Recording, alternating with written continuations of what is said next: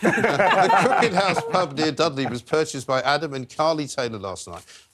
But just a week later, the famous watering hole was gutted by fire, which the police are now treating as arson.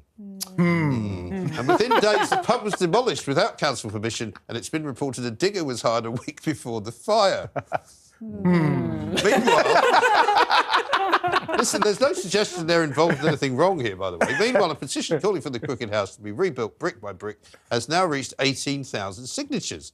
TalkTV has contacted the Taylors for comment, but we haven't received a response.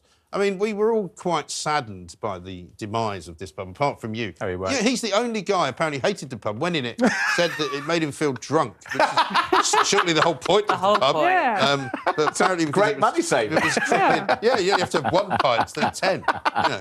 But, yeah, I mean, but there are a lot of local people who said it was the focal point of their community and they really miss it and they really hate the idea that it was not only destroyed by fire, but then demolished very quickly thereafter. And there seems to be an issue about whether there was permission for it to be demolished. I think we can say something a bit fishy has happened, I think can't we? so. Without actually wanting to accuse them of anything. Of course not. It is all very...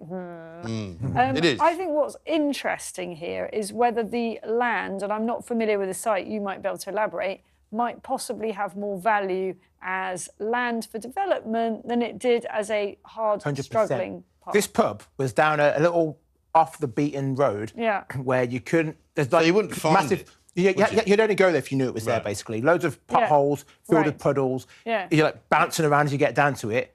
And then you get there and there's just a pub. Yeah. Beautiful forest around it, nice little surrounding area, but there's just the wonky pub. And it wasn't popular with people all over the area. Just, I'd probably say within the immediate 2 miles of the place, people would go there. So, you never go there and be thinking, oh, I can't get to the bar, it's heaving. It was never that busy. Yeah, and it's tough to make a living as a publican. So a lot of these places are really struggling, and then land for development is pretty high value. And I mean, there's no doubt that the police believe it to be arson. They just don't know why, I think, at the moment. Because I think when the fire trucks were trying to get down the road, there was a blockage in the road, so they couldn't get to it to put it out. Yes, it's slightly split. Well, but I think it shows, again, the importance of building controls and the fact that we do have laws which don't quite work, that, you know, it's not necessarily an offence to bulldoze your own thing, if your it's not listed. Your own property, if it's not listed.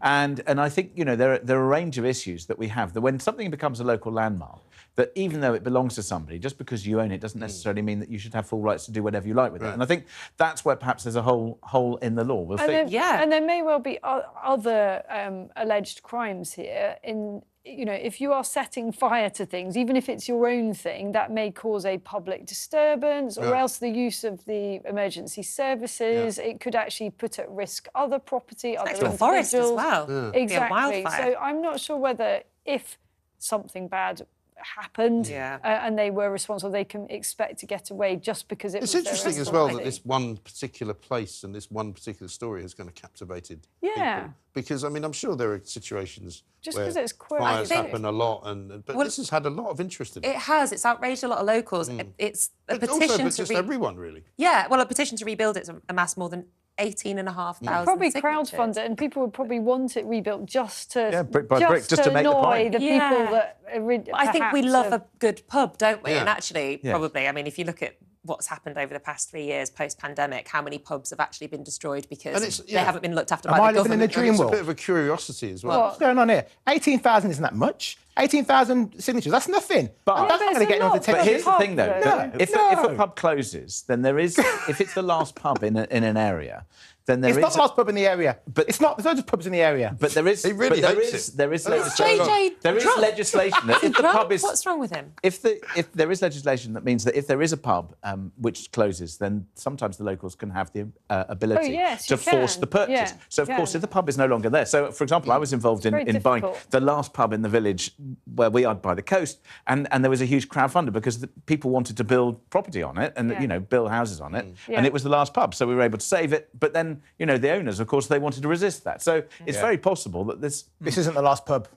There's loads of pubs in the area. But still, it's an icon, it's a local place. I use that word advisedly. Yeah. Obviously. It's an interesting story.